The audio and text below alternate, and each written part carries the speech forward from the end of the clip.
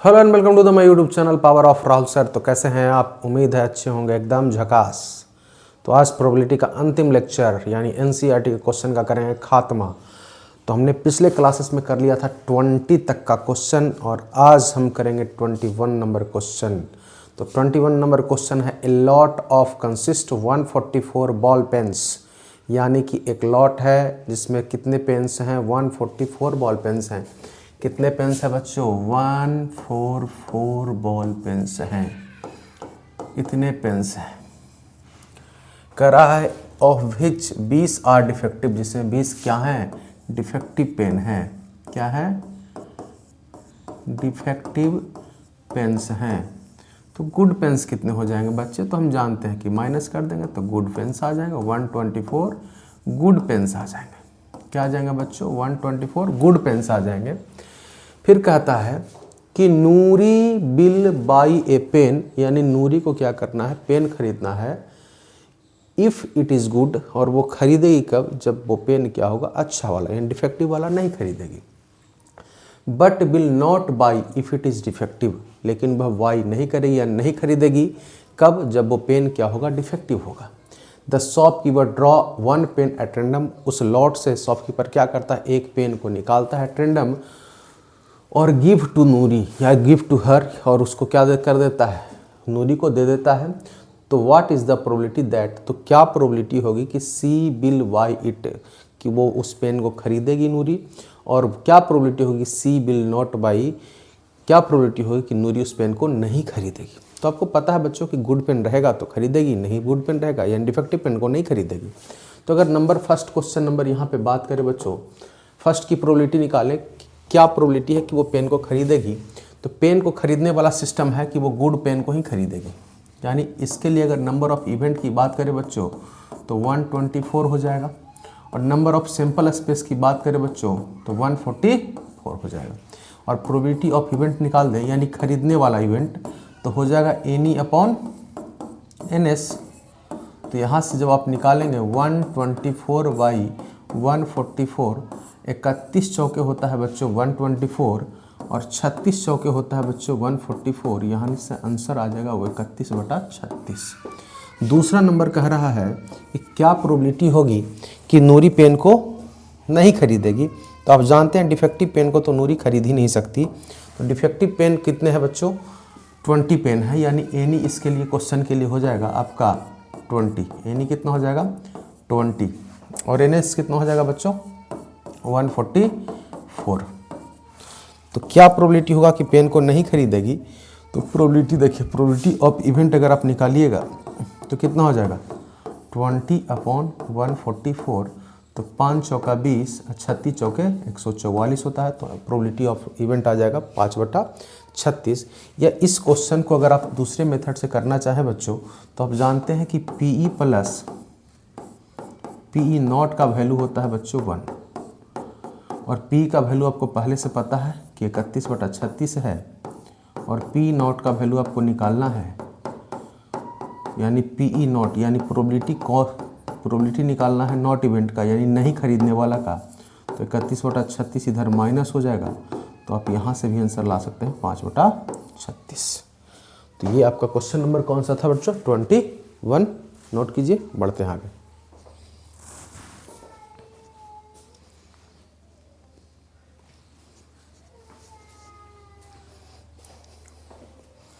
बढ़े आगे बच्चों, चलिए।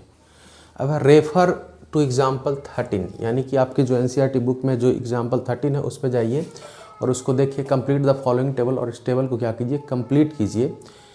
कह रहा है सम ऑन 2 डाइस, यानी 2 डाइस को उछाला गया है। सिंपल सा है कि 2 डाइस को उछाला गया है। तो आपको पता है, पहले हम थ्योरी वाला क्लास में पढ़ा चुके हैं कि जब 2 डाइस को उछालिएगा तो कुछ इस तरह का आउटकम्स आएगा, और ये टोटल आउटकम्स होते हैं बच्चों अपने आप में 36 होते हैं।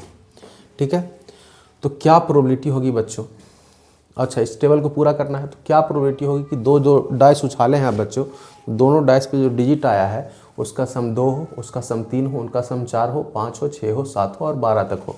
इसी तरह का, यानी दोनों डाइस पे जो डिजिट आया हो उसका सम दिया हुआ है ये, और उस डिजिट पे जो सम आया है उसका प्रोबेबिलिटी निकालना है कि क्या प्रोबेबिलिटी होगी। तो चलिए इसको प्रश्न को करते हैं बच्चों। तो सबसे पहले इस प्रश्न को करने के लिए तो सबसे पहले ये आउटकम्स आने चाहिए आपको, और इस प्रश्न को अब करते हैं शुरू। चलिए, तो सबसे पहले 2 वाले का निकालते हैं कि 2 आने यानी सम कितना है बच्चों, 2 आए। सम कितना है, 2। सम 2 आए तो कितना है जरा देखते हैं। यहाँ पे जरा आप चलिएगा, तो यहाँ पे जब चलिए तो सम एक ही ऐसा केस है कि 2 आएगा। देखिए एक ही ऐसा केस है, क्योंकि पहले पे भी 1 और दूसरे पे भी 1, तो 1 + 1 2 हो जाएगा। तो यहाँ पे सम ऑफ 2 निकालने जाइएगा तो सिर्फ और सिर्फ कितना आएगा, नंबर ऑफ इवेंट 1 आएगा और नंबर ऑफ सिंपल स्पेस 36 है, तो 1/36 यहाँ दिया हुआ है। चलिए बढ़ते हैं आगे। अगर आप निकालने जाएं सम 3 का, यानी प्रोबेबिलिटी सम हो जो 3, यानी दोनों डाइस पे जो नंबर आया उसका सम कितना हो, 3 हो। तो अब जब 3 वाले पे जाइएगा बच्चों, तो देखिए यहाँ पे 1 और 2 कितना होता है, 3 होता है, 2 और 1 3 होता है। बस यही 2 ऐसा केस है जिसमें सम कितना आएगा, 3 आएगा। तो यानी 2 ऊपर, नंबर ऑफ इवेंट 2 ऊपर और 36 नीचे नंबर ऑफ सिंपल स्पेस, यानी यहाँ 2/36 हो जाएगा।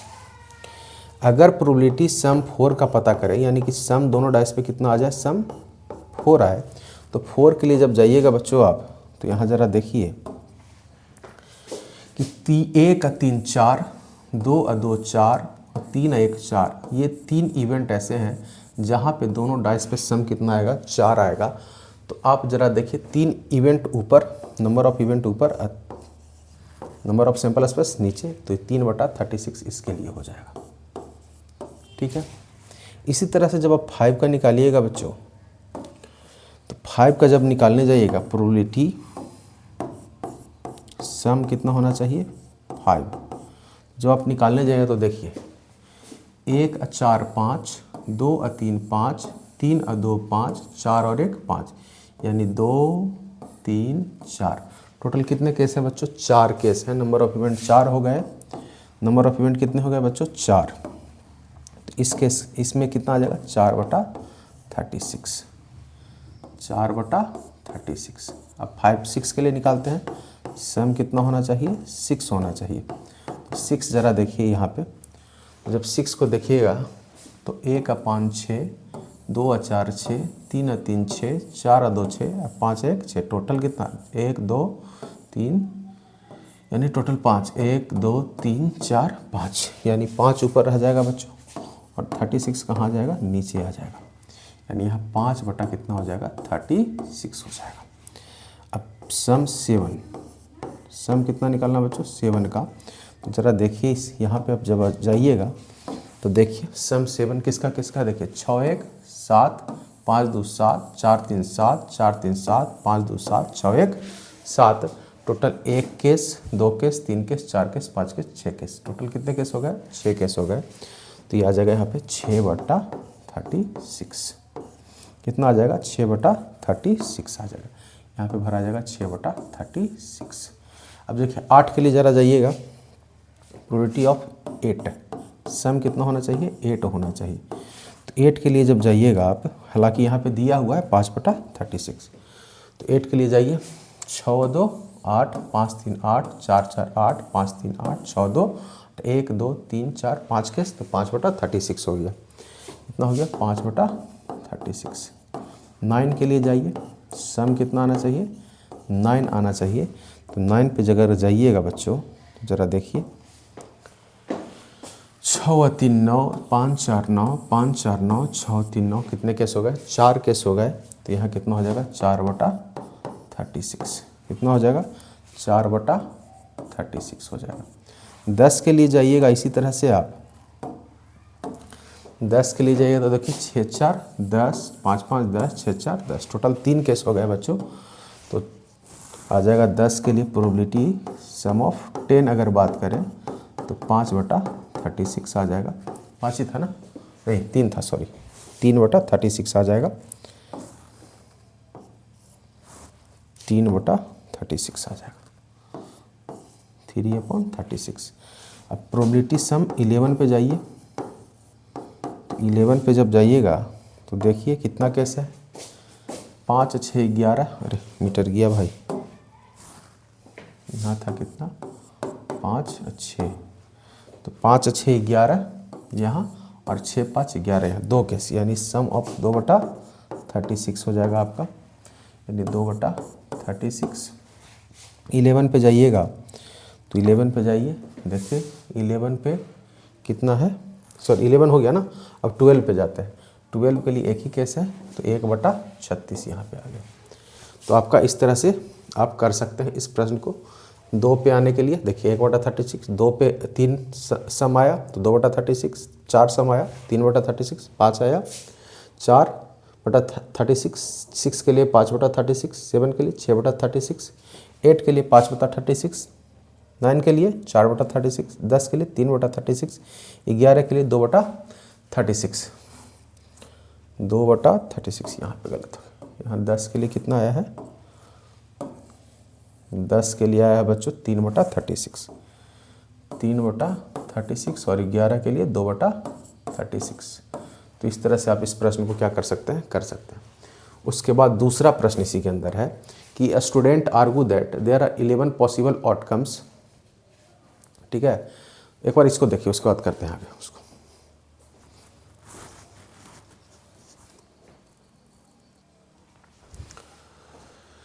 चलिए दूसरे क्वेश्चन पे बढ़े। तो दूसरा क्वेश्चन कहता है कि a student argues that there are 11 possible outcomes. क्या 11 पॉसिबल आउटकम्स हैं? 2 3 4 5 6 7 8 9 10 11 एंड 12 हैं outcomes, possible outcomes. Each of them has a probability 1/11। Do you agree with the arguments, justify your answer. कह रहा है क्या ये जो आउटकम्स है 11 हैं? तो नहीं, हमारे आउटकम्स तो 36 हैं। देखिए यही वाला तो हमारा आउटकम्स है, ये हमारा क्या है, आउटकम्स हमारा ये वाला, वो थोड़े आउटकम्स हैं, वो तो कंडीशंस हैं। तो टोटल आउटकम्स हमारे 36 हैं। तो हम इस स्टेटमेंट को एग्री नहीं करते। क्यों नहीं करते? क्योंकि हमारा आउटकम्स कितना है, 36 था। तो नॉट एग्री। क्वेश्चन नंबर 2 के लिए हम एग्री नहीं करते। क्यों नहीं करते? कि the number of possible outcomes is 36 not 11। Total हमारे आउटकम्स कितने हैं, 36 है, ना कि 11 है। तो इसका आंसर क्या हो जाएगा, not agree, because outcomes is 36 not 11। Clear? बढ़िए आगे क्वेश्चन 3 की ओर। A game consist of tossing 1 rupee coin 3 times and noting its outcomes is time. Honey wins all the tosses given the same result, 3 heads or 3 tails and loss otherwise, calculate the probability of Hani Bill's loss the game। कह रहा है क्या कि एक coin को 3 time उछाला गया है और हनीफ को जीतने के लिए या तो तीनों बार हेड आना चाहिए या तो तीनों बार टेल आना चाहिए। अगर इसके अलावा कोई आउटकम्स आते हैं तो वो क्या हो जाएंगे, हनीफ इस टॉस को हार जाएगा। तो हम जानते हैं कि हम पहले ही पढ़ चुके हैं कि 3 कॉइन को जब उछालेंगे तो यही टोटल आउटकम्स होंगे। टोटल आउटकम्स आपके कितने हो जाएंगे, 8। यही आउटकम्स आपके आते हैं, टोटल 8 आउटकम्स आते हैं। और कह रहा है कि हनीफ को जिताना है, हनीफ को क्या करना है, be loss the game, Honey को हरवाना है। तो हरवाने के लिए सबसे पहले जिताना पड़ेगा। तो जिताने के लिए आप देखिए कितने में जीतेगा, एक यहाँ पे जीत सकता है और एक यहाँ पे जीत सकता है। 2 केस ऐसे हैं जहाँ पे जीत सकता है। तो प्रोबेबिलिटी ऑफ अगर इवेंट निकाल दें, ये कहाँ पहुँच गए, प्रोबेबिलिटी ऑफ इवेंट अगर निकाल दें, जीतने वाला हारने वाला ऑटोमेटिक निकल जाएगा। प्रोबेबिलिटी ऑफ इवेंट कितना, जीतने वाला कितना है, number of event by number of sample space. Number of event कितना है बच्चों, 1 2, यानी यही 2 केस में जीतेगा हनीफ, या तो हेड आ जाए या तो टेल आ जाए सभी बार। टोटल आउटकम कितने हैं, 8। नंबर ऑफ सैंपल स्पेस कितने हैं, 8। तो यहाँ से आ जाएगा 1/4, यानी हनीफ के जीतने की प्रोबेबिलिटी कितनी है, 1/4। तो अब ना जीतने का तो अब बड़ा आराम से निकल जाएगा, पी प्लस पी नॉट 1/1। तो पी बराबर 1/4, तो पी नॉट क्या निकल जाएगा, पी नॉट आ जाएगा आपका 1 - 1/4 यानी 3/4। या डायरेक्ट यहाँ से भी निकाल सकते हैं कि बाकी सारे कैसे क्या हैं, हारने वाले 1 2 3 4 5 6, तो 6/8 यानी 3/4। यहाँ से भी आप निकाल सकते हैं। तो बड़ा आसान है कि हरवाना है तो हरवाने के लिए हमारा आंसर 3/4, अगर जितवाना होता तो 1/4। चलिए नोट करना है तो नोट कीजिए।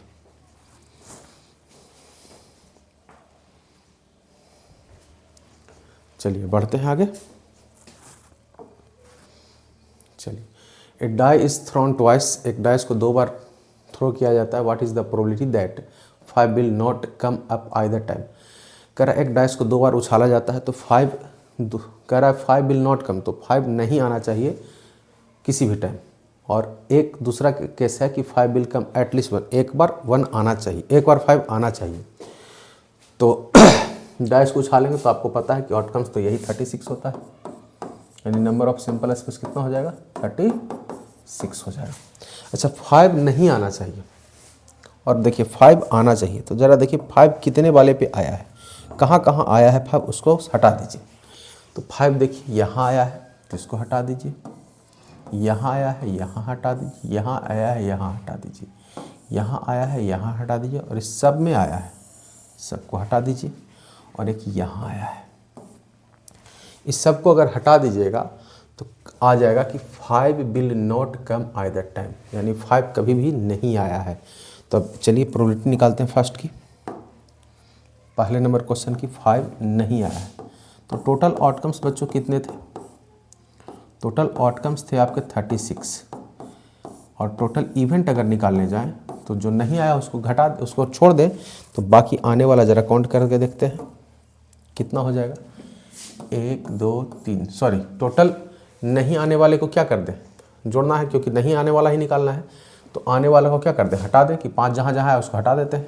तो देखते हैं यहाँ नहीं आया, 1 2 3 4 5, यहाँ 6 7 8 9 10 11 12 13 14 15 16 17 18 19 20 21 22 23 24 25, 25 ऐसा केस है जिसमें 5 नहीं आया। तो 25/36। तो 5 आने वाला अगर केस आप चाहें तो भी निकाल सकते हैं, यानी क्वेश्चन नंबर 2 तो यहीं से निकल जाएगा। PE प्लस PE नॉट बराबर 1, तो PE का वैल्यू पता है 25/36, या इस दैट मीन्स यही कह लें तो PE नॉट है, लेकिन चलिए इसको ही कोई दिक्कत नहीं किसी को मानने।